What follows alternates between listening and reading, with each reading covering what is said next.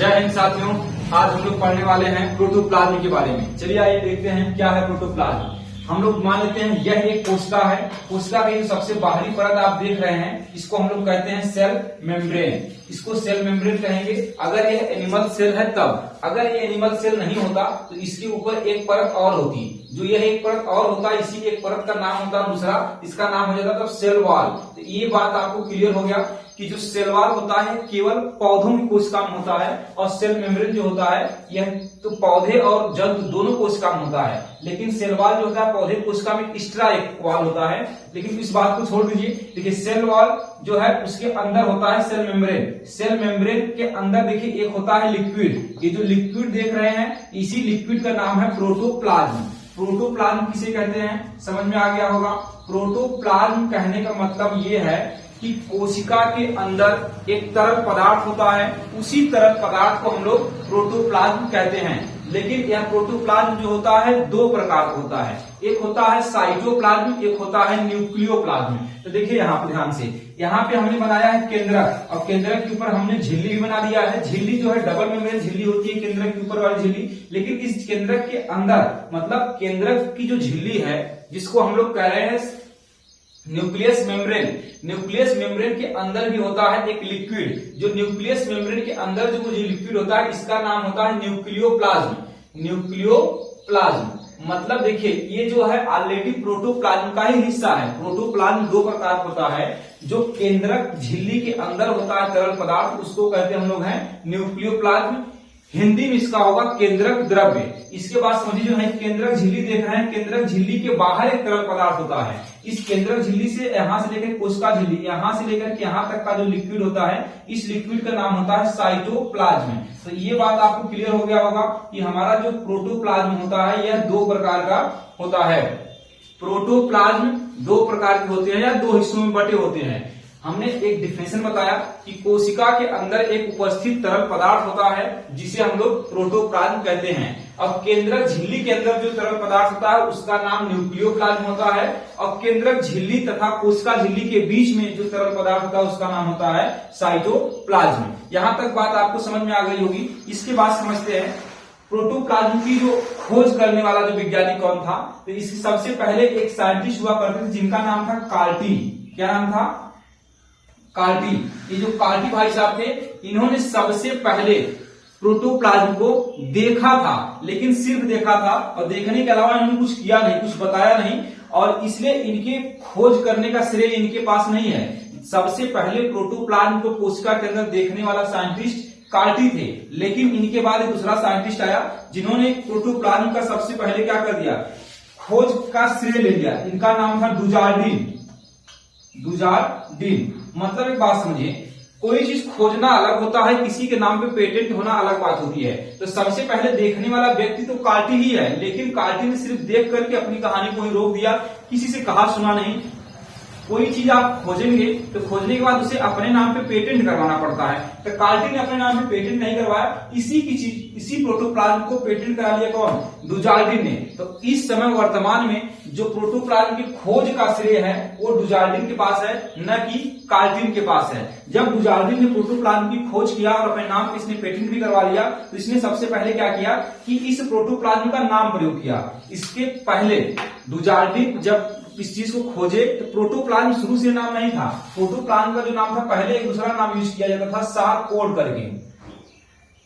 सारकोड ये नाम याद रखिएगा, एकदम इंपॉर्टेंट बात है।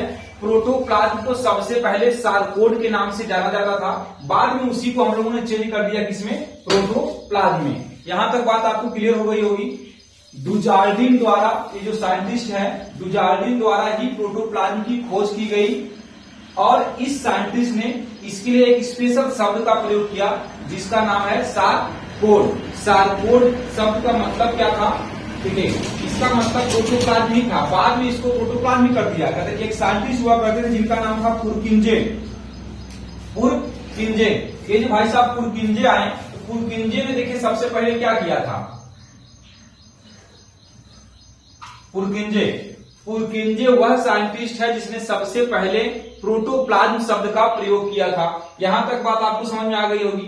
सारकोड शब्द देने वाला साइंटिस्ट डुजार्डिन था। इसके बाद इस शब्द को चेंज कर दिया गया प्रोटोप्लाज्म में। तो प्रोटोप्लाज्म शब्द देने वाला साइंटिस्ट पुरकिंजे था। पुरकिंजे ने सबसे पहले 1837 ईस्वी में प्रयोग किया था इस शब्द का, प्रोटोप्लाज्म शब्द का प्रयोग किया था। इसके बाद एक साइंटिस्ट आया जिनका नाम था हैक्सले करके।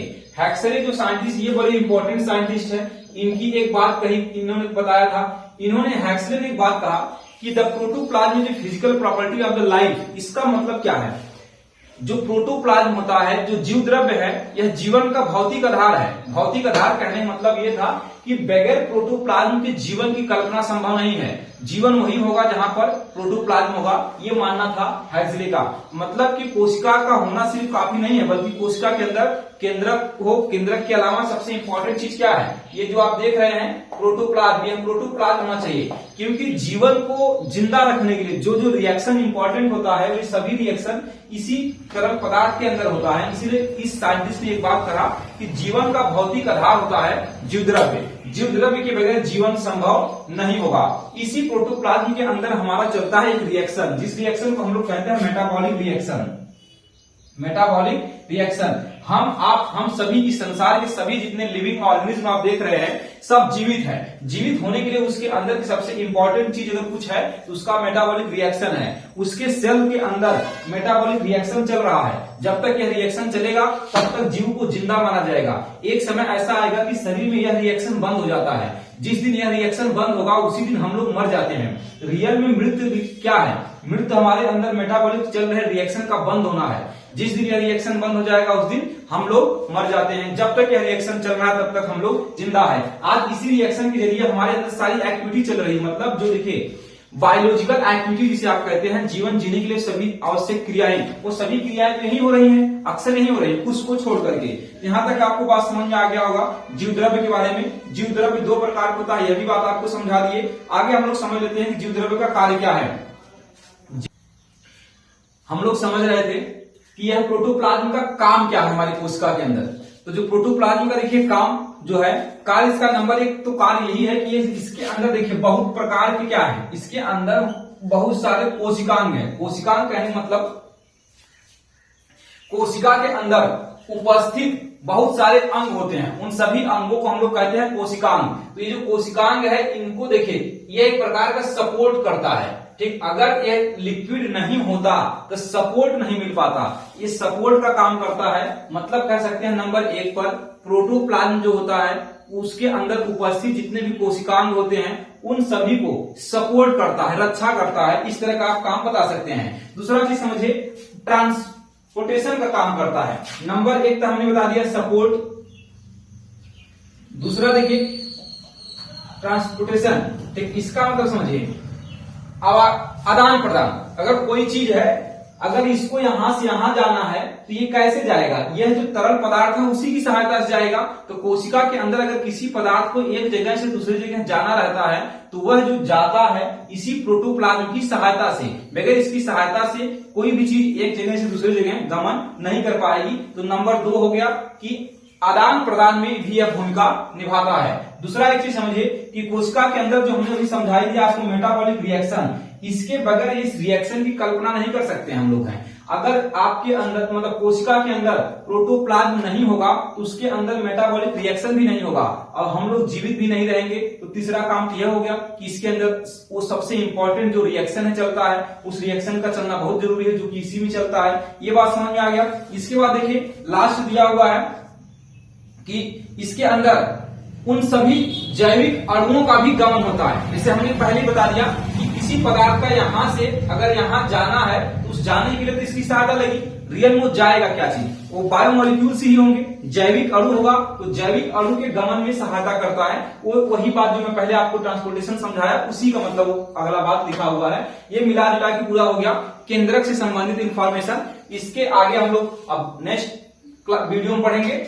आज एक बार फिर से मैं रिवाइज करा दे रहा हूं जो चीज हम लोगों ने पढ़ा है। देखिए हम लोग समझ रहे थे प्रोटोप्लाज्म क्या है। हमने समझाया कि कोशिका के अंदर उपस्थित एक तरल पदार्थ होता है जिसका नाम प्रोटोप्लाज्म होता है। प्रोटोप्लाज्म दो प्रकार का होता है। एक का नाम हमने बताया आपको साइटोप्लाज्म, साइटोप्लाज्म क्या होता है? केंद्रक झिल्ली तथा कोशिका झिल्ली के बीच का जो तरल पदार्थ होता है उसे हम लोग कहते हैं साइटोप्लाज्म। एक होता है केंद्रक झिल्ली के अंदर का तरल पदार्थ, उसे हम लोग कहते हैं न्यूक्लियोप्लाज्म। तो जो हमारा प्रोटोप्लाज्म होता है दो प्रकार का, ये हो गया प्रोटोप्लाज्म शब्द जो है देने वाला वैज्ञानिक था पुरकिंजे।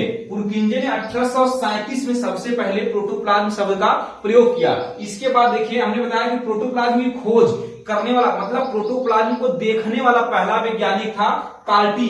कार्टी ने सिर्फ देखा, लेकिन इसने कुछ अपने नाम पे पेटेंट नहीं करवाया। इसी प्रोटोप्लाज्म को जाकर के डुजार्डिन ने अपने नाम पे पेटेंट करवा लिया। तो इस समय वर्तमान में प्रोटोप्लाज्म का खोज का श्रेय जो है डुजार्डिन के पास है, और डुजार्डिन ने प्रोटोप्लाज्म का एक नाम दिया था, जो नाम था हमारा सारकोड। सारकोड शब्द का प्रयोग किया था प्रोटोप्लाज्म के लिए, जो बाद में आगे चल करके पुरकिंजे ने उसी सारकोड नाम को चेंज करके प्रोटोप्लाज्म नाम रख दिया। इसके बाद हमने बताया कि जो हमारा प्रोटोप्लाज्म होता है उस प्रोटोप्लाज्म के अंदर एक रिएक्शन चलता है, उसी रिएक्शन की वजह से हम लोग जिंदा रहते हैं। उस रिएक्शन का नाम है मेटाबॉलिक रिएक्शन। यह सबसे इंपॉर्टेंट रिएक्शन है। एक साइंटिस्ट के बारे में हमने जिक्र किया था, हैक्सले करके। यह वो साइंटिस्ट है जिसने यह बात बताया था कि जो हमारा जीवन है, मतलब जीवन होने के लिए कम से कम जरूरी चीज क्या है? प्रोटोप्लाज्म। बगैर प्रोटोप्लाज्म के हम जीवन की कल्पना नहीं कर सकते हैं। इसलिए इसने एक लाइन बोला था कि प्रोटोप्लाज्म जीवन का भौतिक आधार होता है। अब सारी बातें हमने रिवाइज करा दिया है, एक बार आप पढ़िए। धन्यवाद आज के लिए।